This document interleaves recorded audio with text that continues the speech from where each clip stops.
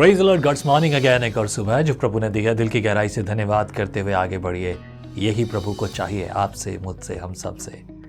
आइए पढ़ते हैं, प्रभु की स्तुति करते हैं, तारीफ और जयकार करते हैं। आज पढ़ेंगे पहला राजाओं की पुस्तक, उसका 5वां अध्याय। और इस अध्याय में परमेश्वर के मंदिर के निर्माण की तैयारी हो रही है। राजा सुलेमान 5वें अध्याय के बारे में जो है वो तैयारी कर रहा है, खासतौर से मंदिर के बनाने के बारे में। तो ये शुरुआत करते हैं। और वैसे तो ये पिछले अध्याय में हमने देखा था, यानी कि कल के अधिकारी और कौन कौन लोग हैं राजा के खेमे में, किस तरीके से वो काम करेंगे, किसको क्या काम दिया, किसको कौन सी जगह दी है। 5 अध्याय के पहले वचन में लिखा है, सोर के राजा हीराम ने अपने दूत सुलेमान के पास भेजे, क्योंकि उसने सुना था कि वह अभिषिक्त होकर अपने पिता के स्थान पर राजा हुआ है, और दाऊद के जीवन भर हीराम उसका मित्र बना रहा। सुलेमान ने हीराम के पास यूं कहला भेजा, तुझे मालूम है कि मेरा पिता दाऊद अपने परमेश्वर यहोवा के नाम का एक भवन इसलिए न बनवा सका कि वह चारों ओर से लड़ाइयों में अब तक उलझा रहा, जब तक यहोवा ने उसके शत्रुओं को उसके पांव तले न कर दिया। परंतु अब मेरे परमेश्वर यहोवा ने मुझे चारों ओर से विश्राम दिया है। अब ना तो कोई विरोधी है और ना कुछ विपत्ति देख पड़ती है। मैंने अपने परमेश्वर यहोवा के नाम का एक भवन बनाने की ठान रखी है, अर्थात उस बात के अनुसार जो यहोवा ने मेरे पिता दाऊद से कही थी, तेरा पुत्र जिसे मैं तेरे स्थान पर गद्दी पर बैठाऊंगा वही मेरे नाम का भवन बनवाएगा। ये बात सुलेमान जो है दूसरे राजा यानी राजा हीराम को बता रहा है। और हीराम एक अच्छा मित्र भाव रखता था। हीराम ने जब उसे पता चला कि राजा अब जो है दाऊद की गद्दी पर सुलेमान राजा हुआ, so he came to have good fellowship. संभवतः एक उम्र के रहे होंगे। और Hiram of course looks like very good heart and good mind, एक अच्छा मित्र भाव स्वभाव रखना। ये कुछ ऐसा है जैसे कि एक दूसरे के देश में जब चुनाव होते हैं, नए प्रधानमंत्री राष्ट्रपति चुने जाते हैं, तो सब लोग बधाई भेजते हैं, हमारी तरफ से बधाई, हमारी तरफ से बधाई। ये एक राजनीति है और एक कर्टसी भी है, एंड ऑफ कोर्स मैं कहूँ ये प्रोटोकॉल भी होना चाहिए, क्योंकि जब होता है तो एक स्तर पर बात होती है और ये करना एक अच्छी बात है। और शायद इसी से कई बार अच्छे मित्र भी बनते हैं। तो ये जो हम यहाँ देखते हैं 6 पद में लिखा है, इसलिए अब तू मेरे लिए लबानोन पर से देवदारू काटने की आज्ञा दे, और मेरे दास तेरे दासों के संग रहेंगे, और जो कुछ मजदूरी तू ठहराए वही मैं तुझे तेरे दासों के लिए दूंगा। तुझे मालूम है कि सिदोनियों के बराबर लकड़ी काटने का भेद हम लोगों में से कोई भी नहीं जानता। इसलिए कि ये बातें सुनकर हीराम बहुत आनंदित हुआ और कहा, आज यहोवा धन्य है जिसने दाऊद को उस बड़ी जाति पर राज्य के लिए एक बुद्धिमान पुत्र दिया है। तब हीराम ने सुलेमान के पास यूं कहला भेजा, तू जो मेरे पास कहला भेजा है वह मेरी समझ में आ गया। देवदारू और सनोवर की लकड़ी के विषय जो कुछ तू चाहे वही मैं करूंगा। देखिए, जब रिश्तेदारी और दोस्ती की बात आती है तो लेन देन होता है। परमेश्वर का और आपके मेरे बीच का जो रिश्ता है वो लेन देन का भी है, क्योंकि परमेश्वर आपसे चाहता है आराधना, संगति और acknowledgement that he is your Lord God almighty. अगर आपके मन में ये है तो परमेश्वर ने आपको अनंत काल का जीवन दिया है, वैसे भी दे ही रहा है, वो कभी मना तो करता नहीं। लेकिन अगर इतना सा हमारे अंदर एक्नॉलेजमेंट हो जाए तो फिर जिंदगी आसान हो जाती है। यहाँ पर हीराम और सुलेमान की बात जो हो रही, तो सुलेमान ने एक बड़ी तारीफ के साथ बातचीत की। देख, तेरे यहाँ के जो लकड़हारे हैं ना, जो लकड़ी काटने वाले हैं, जो इतने होशियार हैं, ऐसे होशियार लोग हम में से कोई नहीं है। तो मेरे दास तेरे दास के साथ रहेंगे, वो काम करें, लकड़ी भी दें, और तू जो मजदूरी बोलेगा वो पैसा हम तुझे देंगे। हीराम बहुत खुश हो गया, बोला यार ये तो बड़ी अच्छी बात कही, चल तारीफ भी की। ये कर्टसी एक तरीका है, और मैं कहूँगा बात करने का तरीका बाइबल से सीखिए। जब बड़ों के बीच में बात हो रही है तो एक रेस्पेक्टफुली बात हो रही है, गिविंग, ओह शुक्रिया, थैंक यू वेरी मच, मुझे अच्छा लगा आपके अंदर ये अच्छी बात है। फिर अपनी बात कहिए, पहले तारीफ कीजिए। यहोवा की आराधना प्रार्थना को भी आप देखो तो पहले परमेश्वर का धन्यवाद है, स्तुति है, उसकी महिमा है, एंड देन प्रार्थना आती है, राइट? फिर मांगने का काम होता है। आप ज्यादा ही किसी को बोला अरे ये दे मुझे, तो कैसे चलेगा? नहीं, यू कांट आस्क दिस। हाँ, अगर आपके रिश्ते हैं तो बात अलग है, जैसे कि हम पर माँ बाप से मम्मी खाना देना, पापा ये देना मेरे को, पापा मुझे ये चाहिए शाम को, है ना? मतलब सीधी बात आप बोल देते हैं डैडी को, यू डोंट रिक्वेस्ट। अब रिश्ता थोड़ा अलग है, लेकिन कुछ घरों में ये सीरियस है। मैं हमेशा ये चाहता हूँ कि माता पिता का आदर, रिश्ता सब अपनी जगह है, लेकिन साथ ही साथ रिस्पेक्ट वाला एक बहुत अच्छा तरीका बना के रखिए। जब आप ये कहें अपने बच्चों से, आपके बच्चे आपसे बात करें, daddy I need this thing please, can you, क्या आप मेरे लिए कर सकते हैं, क्या ये हो सकता है।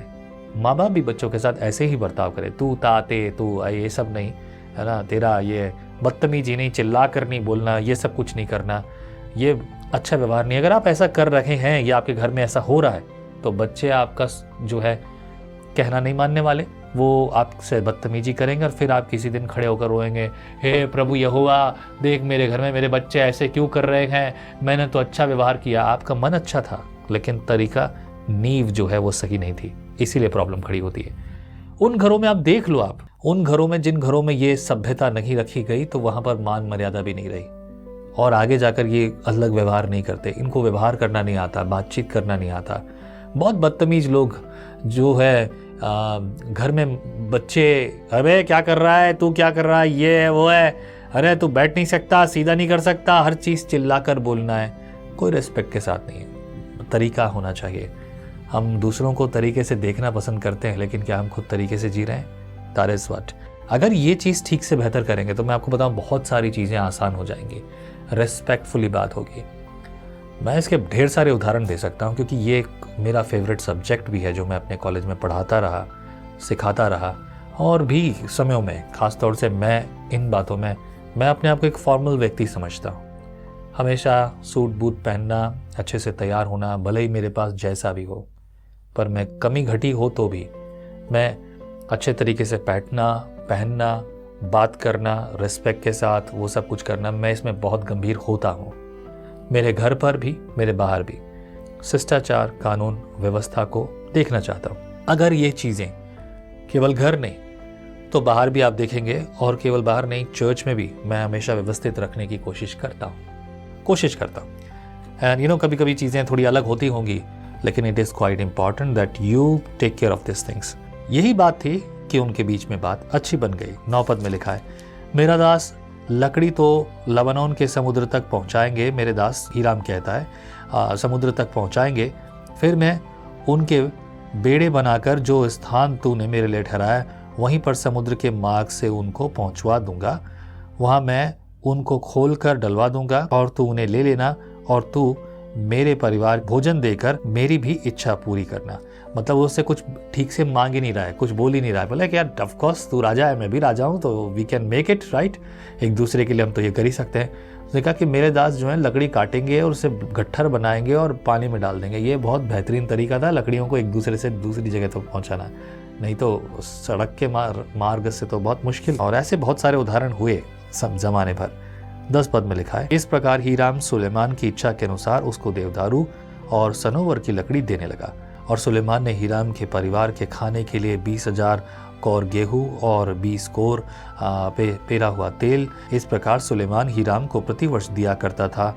यहोवा ने सुलेमान को अपने वचन के अनुसार बुद्धि दी और हीराम और सुलेमान के बीच मेल बना रहा, वरन उन दोनों में आपस में वाचा भी बांध ली। अच्छे रिश्ते बने, दोस्ती बन गई, राजाओं वाले रिश्ते बने और बहुत अच्छे राज्य के साथ संगति हो गई। Hiram was a good man और ऑफ कोर्स सुलेमान को तो बुद्धि दी थी।